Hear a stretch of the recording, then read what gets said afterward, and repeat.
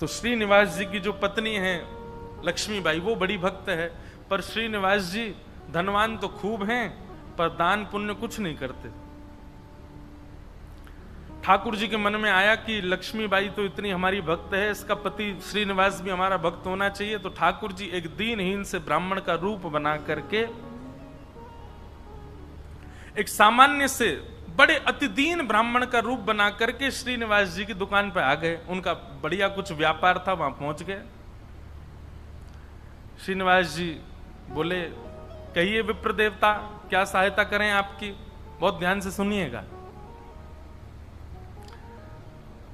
भगवान दीनहीन से ब्राह्मण बन के गए। बोले, देखिए आप तो नगर सेठ हैं, आप पर तो इतना धन है, आपका तो इतना बड़ा व्यापार है, मेरे बालक का जनेऊ संस्कार यज्ञोपवीत होना है, मुझ पर ज्यादा धन नहीं है। यदि आप मेरी थोड़ी सी सहायता कर देंगे तो मैं अपने पुत्र का जनेऊ संस्कार कर दूंगा। श्रीनिवास जी ने मन में विचार किया, बोले कि आज इसकी सहायता कर दी तो कल कहेगा बेटे का ब्याह है, उसके लिए कर दो, फिर उसमें कर दूंगा, कहेगा बेटे के बेटा हुआ, उसमें सहायता कर दो। ये लगा ही रहेगा, एक बार सहायता कर दूंगा तो हमेशा के लिए इसके द्वार खुल जाएंगे, आता ही रहेगा कुछ ना कुछ मांगने। तो श्रीनिवास ने कह दिया, आज मैं बहुत व्यस्त हूं, आप कल आ जाना। जैसी आज्ञा। दूसरे दिन फिर से ठाकुर जी आ गए, दीनहीन से ब्राह्मण। बोले, आपने आज बुलाया था, आप कुछ सहायता कर दीजिए। अब वो अपना काम वाम इधर उधर करने लगा, दिखाने ऐसे लगा कि बहुत व्यस्त है। श्रीनिवास जी फिर बोले, आप कल आइएगा, मैं आज भी बहुत व्यस्त हूं, मैं कल आपसे मिलूंगा। ठाकुर जी बड़े दीनहीन, बड़े सरल, जैसी आज्ञा, मैं कल आ जाऊंगा। फिर चले गए। तीसरे दिन फिर ठाकुर जी आ गए। श्रीनिवास बोला, ये तो रोज आ जाता है, क्या करूं इसका? श्रीनिवास जी ने बाहर कुछ 2-3 बालक बैठा दिए। बोले, जैसे ही ये ब्राह्मण आता देखे मुझे बता देना, मैं कहीं भाग जाऊंगा, मैं मिलूंगा ही नहीं इसको। रोज कल कल कल करते करते 3 महीने बीत गए। अब तो ऐसी स्थिति हो गई कि जैसे ही ब्राह्मण आता दिखता, श्रीनिवास कहीं से भाग जाता और सबको ये बोल देता, इसको बोल देना है ही नहीं, चले गए कहीं बाहर। कब आएंगे? बोले 2 महीना बाद आएंगे। 2 महीना की तो छुट्टी मिले। ठाकुर जी बोले, मैं 2 महीना प्रतीक्षा कर लूंगा, 2 महीने बाद आ जाऊंगा। और ठीक उस तिथि के 2 महीना बाद ठाकुर जी फिर आ गए। अब कोई हम आप जैसा व्यक्ति होता तो फिर अपना स्वाभिमान देखता, अरे क्या रोज रोज इसके द्वार पर जाना। लेकिन वो तो ठाकुर जी है ना, ठाकुर जी को स्वाभिमान थोड़ी रहता है। ठाकुर जी को तो ये इस पर कृपा करनी है मुझे, वो तो ढीठ बन जाते हैं। और ढीठ भी नहीं, हमारे ब्रज में तो ऐसा विनोद में कहते हैं, ठाकुर जी महा ढीठ बन जाते हैं। एक बार एक भक्त की कथा आती है कि उससे सब लोग कहते थे गंगा जी स्नान करने जाओ। वो गंगा जी इसलिए नहाने नहीं जाता था कि वहां पंडे पुजारी पकड़ लेंगे, कहेंगे दक्षिणा दो, वो दक्षिणा नहीं देनी पड़े, इसलिए गंगा जी नहीं नहाता था। पत्नी ने एक दिन कहा, मैं भोजन नहीं बनाऊंगी और मैं मायके चली जाऊंगी अगर आप गंगा स्नान करके नहीं आए तो गंगा स्नान करने गया तो साधारण घाटों पे नहीं गया, उस घाट पे गया जहां पर शव जलाए जाते हैं। वहां पे पंडे पुजारी होते ही नहीं है। बोलो वहां नहाऊंगा तो कोई नहीं आएगा। कंजूसों की भी। अच्छा, एक और चीज, हमने कई भक्तों के चरित्र देखे, कंजूसों से भी ठाकुर जी की बड़ी मैत्री है। दान पुण्य करने वाले तो ठाकुर जी के हैं ही, लेकिन जो कंजूस होते हैं ना, ठाकुर जी उनका भी पीछे छोड़ते नहीं है, कैसे ना कैसे भी करके उनका पैसा निकलवाते ही हैं।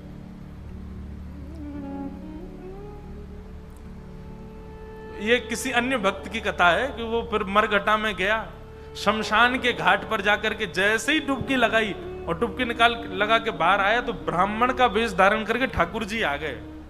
आइए आइए यजमान, जय हो, बड़े दिनान में देखो। बोले तुम यहां भी आ गए? बोले हम तो सब जगह रहते हैं। लाओ लाओ भैया, आज हमारी सुबह से किसी ने तिलक बिलक नहीं किया, लाओ चलो कुछ दक्षिणा दो। वो कथा बड़ी लंबी है, बड़ी प्रसिद्ध भी है। उसने कहा घर आ जाना, तो ठाकुर जी घर पहुंच गए। पत्नी ने कहा बाहर ब्राह्मण खड़ा है, उसको दक्षिणा देनी है। कंजूस व्यक्ति बोले उनसे कह दो आज बीमार हैं, कल आ जाएगा। पत्नी ने जाके कह दिया, बोले हमारे पतिदेव तो बीमार हैं। बोले यजमान बीमार हो गया, मैं तो यहीं बैठ करके उसका अनुष्ठान करूंगा, जब तक ठीक नहीं हो जाएगा अनुष्ठान करता रहूंगा मैं। ठाकुर जी भारी जपमाला लेकर के बैठ गए। पत्नी ने अंदर जाके बताया, बोलो वो तो बाहर अनुष्ठान कर रहे हैं, तुम ठीक हो जाओ तब जाएंगे। मन में विचार करने लगा, बोले जाएगा नहीं, सुनो बाहर जाके उसको कह दो पतिदेव तो पधार गए, भगवत धाम चले गए। पत्नी बोली 1 रुपया ही तो देना है, दे दो जाके। बोले क्यों दे दो, तुमको क्या पता कितनी मेहनत से कमाया जाता है, मना कर दो, कह दो पधार गए वो तो। पत्नी बेचारी थोड़ी रोती रोती सी गई, बोले आप अब चले जाओ, पतिदेव तो पधार गए। ठाकुर जी बाहर ब्राह्मण बन के बैठे। ठाकुर जी बोले मेरे यजमान पधार गए, अंतिम संस्कार मैं करा के जाऊंगा, मेरे यजमान है, उनकी शव यात्रा में जाऊंगा, उनकी अर्थी मैं बनवाऊंगा, चिता में लकड़ियां मैं लगवाऊंगा, अपने हाथ से अपने हाथ से एक एक लकड़ी रखवाऊंगा, और मैं वेद मंत्र बोलूंगा, मेरे मंत्रों के उच्चारण से उनके अग्नि संस्कार होगा। मुझे नहीं चाहिए दक्षिणा, आप मत देना मुझको, अब मैं मुफ्त में उनका संस्कार करा के जाऊंगा। पत्नी दौड़ी दौड़ी गई, बोले 1 रुपया निकाल के दे दो, वो तो संस्कार कराने को तैयार है तुम्हारे।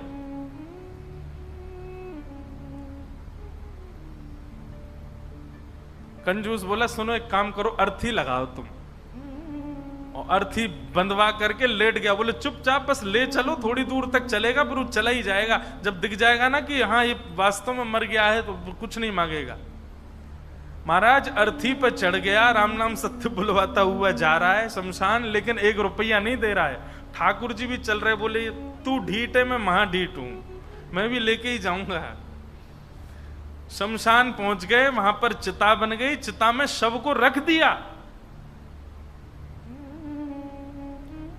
उसका छोटा बच्चा वो अपने पिता के पास जाके, पिताजी दे दीजिए ना, वो यहीं खड़ा है, वेद मंत्र बोल रहा है, आपके सारे तो पिंडदान करवा दिए उसने, अब दे दीजिए उसको। बोले तू कुछ मत कर, तू परिक्रमा लगा के चिता में अग्नि लगा, जैसे ही थोड़ी अग्नि प्रज्वलित होगी चला जाएगा, मैं उठ के बाहर आ जाऊंगा।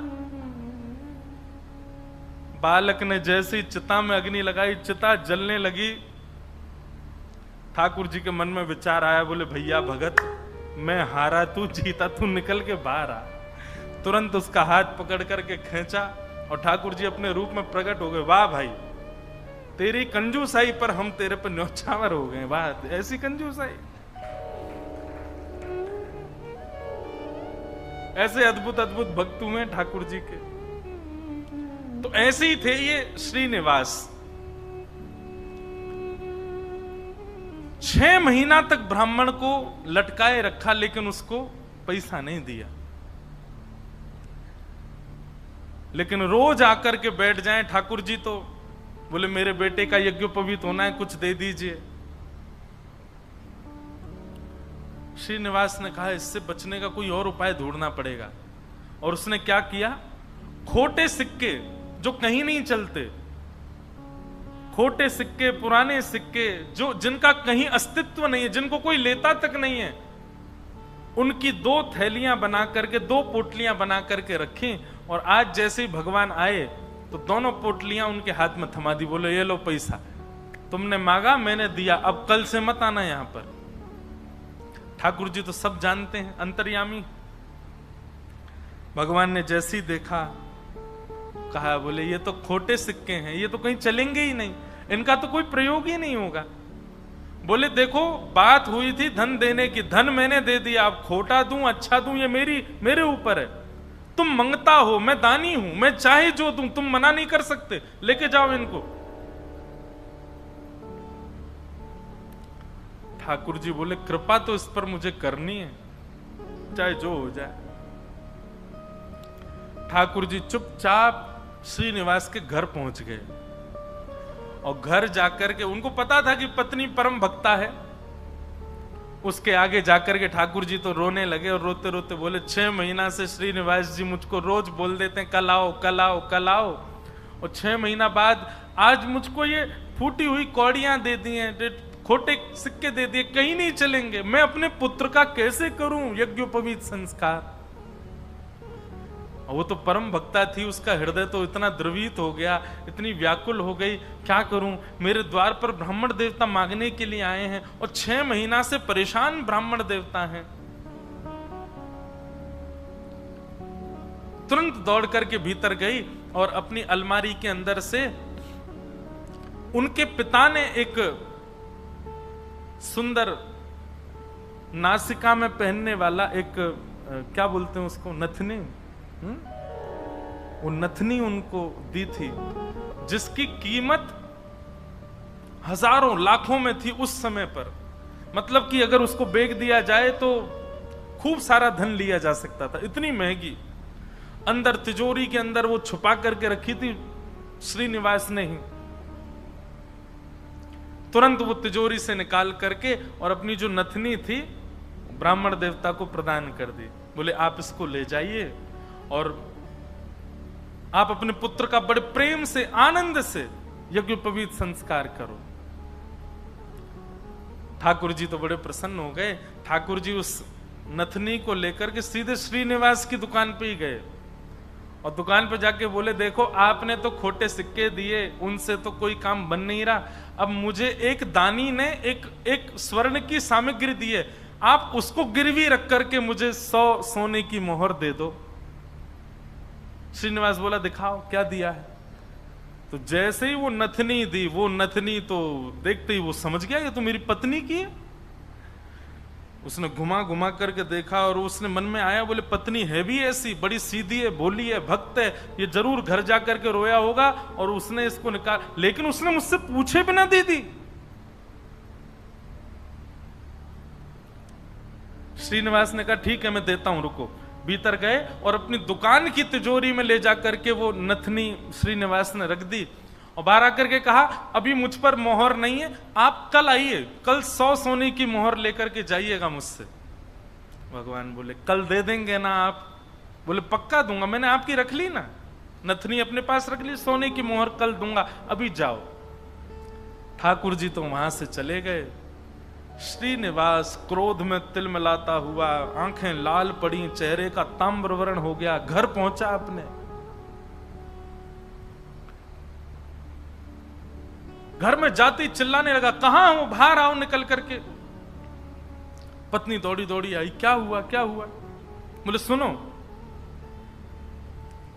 तुम्हारे पिता ने जो तुमको नथनी प्रदान की थी बड़ी बहुमूल्य, उसमें बहुत सारे रत्न लगे हैं, बहुत सुंदर एक हीरा लगा, जरा लेके तो आना, मुझे देखनी है वो। अब पत्नी घबराने लगी, बोली वो तो मैंने ब्राह्मण को दे दी और श्रीनिवास अपनी तिजोरी में रख करके आए थे। इधर उधर घूमने लगा और बार बार पूछे कहां है नथनी, जल्दी लेकर के आओ। पत्नी घबरावे, थोड़ी देर में बोला यदि तुम लेकर के नहीं आई तो तुमको जीवित गाड़ दूंगा मैं, तुम्हारी मृत्यु कर दूंगा मैं, जल्दी लेकर के आओ, भीतर जाओ। श्रीनिवास का क्रोध देख करके जो लक्ष्मीबाई उनकी पत्नी थी वो कक्ष के भीतर गई, अंदर से किवाड़ लगा करके खूब रुदन करने लगी, स्मरण करने लगी, हे जगतनाथ, हे प्राणनाथ, मैंने अपराध किया है कि मैंने अपने पति से बिना पूछे घर की सामग्री किसी को दे दी, पर वो किसी दरिद्र व्यक्ति को तो नहीं दी, किसी गलत स्थान पर तो नहीं दी। एक ब्राह्मण बेचारा केवल अपने परिवार का पालन करने के लिए कुछ मांग रहा है, 6 महीने से परेशान था, उसको यदि मैंने दी, इसमें भी आपकी सेवा का भाव रखा मैंने, क्योंकि मैंने सुना है कि ब्राह्मण आपके मुख हैं, कोई ब्राह्मणों की सेवा करता है तो वो आपके मुख की सेवा के समान होता है। मुझसे अपराध तो हो गया है नाथ, लेकिन मैंने तो आपकी सेवा के लिए किया है। मेरे प्राण तो आज निकल जाएंगे, पति मुझे मेरे जीवित छोड़ेंगे नहीं, लेकिन मैं उनके हाथों मर करके उन पर दोष लगे ऐसा नहीं करूंगी, मैं स्वयं अपने प्राण त्याग दूंगी। और उन्होंने तभी वहां कक्ष में कुछ ऐसी सामग्री थी, उससे विष लेकर के एक कटोरी में और पीना चाहा, और अंत समय में बस एक भावना रखी, हे मेरे ठाकुर जी, केवल आप उस ब्राह्मण को सुरक्षित रखिएगा, उसके परिवार को सुरक्षित रखिएगा, कहीं ये लड़ते झगड़ते उसके ऊपर आक्षेप ना डाल दें, उसके ऊपर कोई कष्ट ना दे दें, उसके बालक का अच्छे से यज्ञोपवीत संस्कार हो जाए। मेरी बस यही प्रार्थना है। मैं प्राण इसलिए नहीं त्याग रही हूं कि मेरे साथ कुछ गलत हुआ, कुछ अन्याय हुआ। मैं प्राण इसलिए त्याग रही हूं नाथ कि कहीं मेरे पति के ऊपर कोई आक्षेप ना लगा दे, और आप नाथ कृपा करना, मेरे तो प्राण निकल जाएंगे पर मेरे जीवन की शेष भक्ति जो है वो मेरे पति के जीवन में आ जाए। ऐसा कहते ही जैसे ही विष मुख के पास लेकर के पान करने लगी लक्ष्मीबाई, तभी एक खनक जैसी हुई, एक आवाज जैसी आई। नेत्र खोल करके देखा तो जो नथनी थी उनकी, वही ऊपर से गिरी है उस विष की भरी हुई कटोरी में। नेत्र खोल करके देखा तो ये तो वही नथनी है, ये तो मेरी नथनी है, ये यहां कैसे आ गई? ठाकुर जी को बार बार धन्यवाद कहने लगे। निश्चित ही श्री ठाकुर जी ने कृपा करके ये मुझे प्रदान कर दी। तुरंत उस पात्र को दूर रख करके नथनी हाथ में लेकर के, भगवान पर विश्वास तो उनका था ही, प्रसन्न मुद्रा में द्वार खोल करके बाहर आई और बाहर आकर के श्रीनिवास जी को दिखा दी, लीजिए ये लो नथनी। अब यहां श्रीनिवास का दिमाग घूम गया। बोले नथनी तो मैं अपनी तिजोरी में रख करके आया हूं, ये अंदर से कैसे निकाल के लिए आई? उसने नथनी पकड़ी, बोले ये तुम्हारी है ना? बोले हाँ मेरी है, देखिए ना वही हीरा है, वही रत्न है, वही स्वर्ण है। श्रीनिवास बोला हाँ है तो वही। वो कुछ नहीं, बात ही नहीं करी, नथनी लेकर के सीधा अपनी दुकान पर गया, और दुकान पर जाकर के तिजोरी जो कि यथावत जैसी ताला आदि लगा के गया, जनेऊ में चाबी फंसा रखी थी, चाबी निकाल करके जैसे ही तिजोरी खोली और तिजोरी खोल करके भीतर देखा तो जिस तिजोरी में नथनी रखी थी वो वहां थी ही नहीं। श्रीनिवास तो व्याकुल हो गया, बोले ये कैसे संभव हो सकता है? वो तो घर गया, घर जाकर के पत्नी से कहने लगा, बोले मुझे सब सत्य बताओ, मुझे पता है कि ये नथनी अंदर नहीं थी, लेकिन मुझे सत्य जानना है कि ये अंदर आई कैसे। मैं तुम्हारे हाथ जोड़ता हूं, मुझे सत्य बताना। तब पत्नी ने सारा वृत्तांत बताया। बोले एक ब्राह्मण 6 महीने से आपकी दुकान के चक्कर लगा रहे थे, आपने उनको कुछ नहीं दिया, वही मेरे पास आए तो मुझे कुछ नहीं मिला, तो मैंने वो नथ उनको प्रदान कर दी। बस मैंने उनको प्रदान की थी, अब आपको कैसे इसका पता चला ये नहीं। तो फिर आगे श्रीनिवास ने बताया, बोले ब्राह्मण मेरे पास आए और मेरे पास आके नथनी को उन्होंने गिरवी रखा, 100 सोने की मोहर मांगी थी, मैंने कल आने के लिए उनको कहा, मैंने तिजोरी में रखी, लेकिन तुम्हारे पास कैसे आई अंदर? पत्नी ने बताया, बोले जब आप बहुत क्रोध करने लगे तो भीतर जाकर के मैं विष पान करने की योजना बना रही थी, और जैसे ही मैंने विष अपने मुख से लगाया तभी खनक करके आवाज आई, और जिस पात्र में विष था उसमें नथनी अपने आप आकर के गिर पड़ी। ये बात सुनते ही श्रीनिवास रुदन करने लगे, रोने लगे, और रुदन करते करते उनको वो बार बार ब्राह्मण की छवि दिखाई देने लगी, और बार बार उसकी छवि में ठाकुर जी का रूप दिखने लगा। वो स्मृति आने लगी कि जब मैं कह देता था कल आ जाना, तो बेचारे ऐसे हाथ जोड़ करके, ठीक है बाबूजी मैं कल आ जाऊंगा, पर कल आप दे देंगे ना मेरे पुत्र का यज्ञोपवीत होना है। ये सारी स्मृति श्रीनिवास के चित्त में उठने लगी, और ये विश्वास प्रगाढ़ हो गया कि ये सामान्य ब्राह्मण नहीं थे, साक्षात ठाकुर जी थे, और ये ठाकुर जी अनुग्रह करके मुझसे दान कराने के लिए आ रहे थे। अरे दान क्या कराने आ रहे थे, मेरे आगे हाथ जोड़ करके मांगने के लिए आ रहे थे। मैं जप नहीं करता, तप नहीं करता, संध्या नहीं करता, साधना नहीं करता, वो मेरे द्वार पर ठाकुर जी आकर के ऐसे खड़े हो जाते थे भिक्षुक के भांति कि कुछ दे दो। मैंने ठाकुर जी को भिक्षुक बनाया, मैंने ठाकुर जी को प्रतीक्षा करवाई, मैंने ठाकुर जी को टालता रहा। अपनी पत्नी के चरण पकड़ लिए, बोले तुम्हारी भक्ति किस योग्यता है? मैं तो घोर नास्तिक हूं, मैंने तो अपने जीवन में कुछ भी अच्छा नहीं किया। ये तुम्हारी भक्ति का प्रभाव कि ठाकुर जी मुझ पर अनुग्रह करने के लिए आ रहे हैं। मैंने ठाकुर जी को टहलाया, मैंने ठाकुर जी से प्रतीक्षा करवाई, मैंने ठाकुर जी को इतना कष्ट दिया इस संपत्ति के लिए, इस धन के लिए। तुरंत हाथ में जल लेकर के, अक्षत लेकर के, दक्षिणा रख करके अपनी पत्नी से कहा तुम भी हाथ रखो, और दोनों ने हाथ में हाथ रख करके अपनी संपूर्ण संपत्ति, जितनी संपत्ति है, दुकान, मकान, बगान, जो कुछ भी था उनके पास में, सबको संकल्पित करके कृष्णार्पणमस्तु, हम सब ठाकुर जी को अर्पित करते हैं। इस संपत्ति के चक्कर में मैंने ठाकुर जी से प्रतीक्षा करवाई, इस संपत्ति के आगे मैंने ठाकुर जी को इतना कष्ट दिया। और उसी दिन से ही श्रीनिवास की स्थिति ऐसी हो गई कि अपना जितना धन था धीरे धीरे धीरे धीरे करके ब्राह्मणों में, संतों में, वैष्णवों में, अयोग्यों में, गरीब कन्याओं के विवाह में, गरीब बालकों की पढ़ाई में करते करते करते करते एक तो होता है कि इतना खर्च करें कि हमारा घर भी चले, पर नहीं, इसकी तो ऐसी स्थिति हो गई कि अब वो कुछ रखते ही नहीं है अपने पास। अपनी दुकान भी बेच दी, अपनी सारी संपत्ति बेच दी, एक दिन अपना घर भी बेच दिया।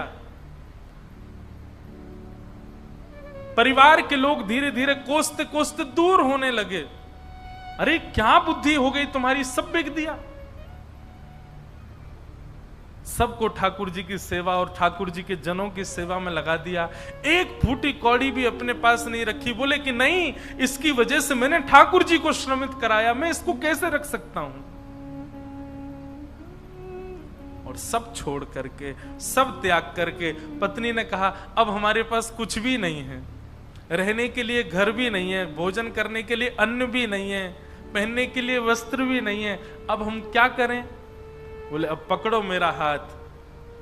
अब हमने सब छोड़ दिया, क्योंकि अब तक सबको अपना माना था, पर अब हमारे नाथ, हमारे स्वामी श्री पंडरीनाथ हैं, श्री विठ्ठल भगवान हैं।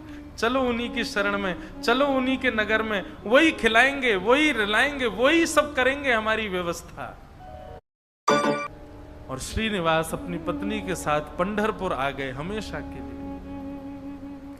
यहां आकर के उन्होंने दिव्य एक संत थे, उनसे गुरु दीक्षा ली। और गुरु दीक्षा लेने के बाद केवल एक ही उनका काम, दिन में जाना और जाकर के श्री पंडरीनाथ भगवान का दर्शन करना और पूरे दिन यहाँ के वैष्णवों का दर्शन, उनकी सेवा करना, यही उनका काम। दीक्षा के बाद गुरुदेव ने उनको दूसरा नाम प्रदान कर दिया। दीक्षा में एक नाम दिया जाता है, और अब तक उनका नाम श्रीनिवास था, अब उनका नाम पुरंदर दास हो गया।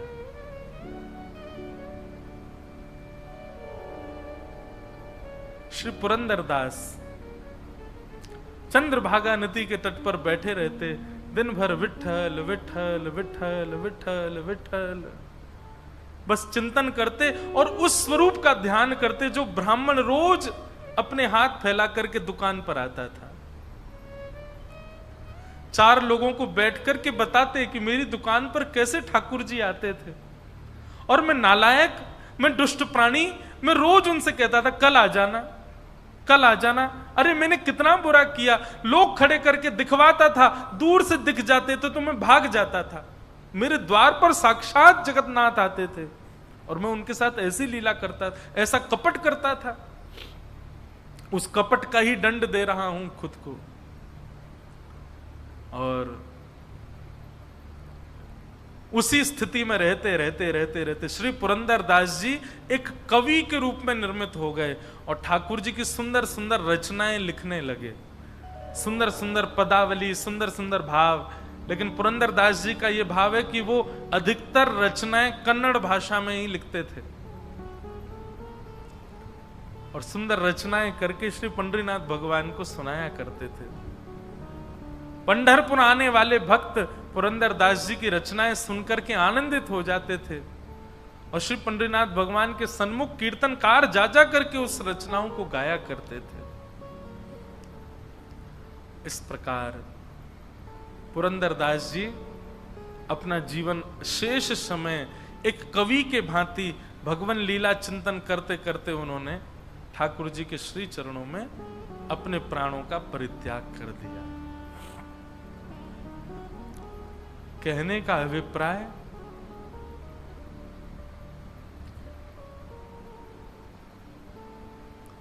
ये देखा जाता है अधिकतर कि घर में यदि माताएं बहनें भक्त स्वरूपा हैं, उनके चित्त में यदि भक्ति है तो उनकी भक्ति का प्रभाव पति पर, पुत्र पर, पिता पर और घर के जो सदस्य हैं उन पर पड़ता है और उन्हीं के भक्ति के प्रभाव से सब सुखी होते हैं। जिस प्रकार लक्ष्मीबाई की भक्ति के प्रभाव से श्रीनिवास परम भक्त हुए और परम भक्त होकर के श्री ठाकुर जी के चरणों को प्राप्त हो गए, ऐसे श्री पुरंदरदास जी को हम बारंबार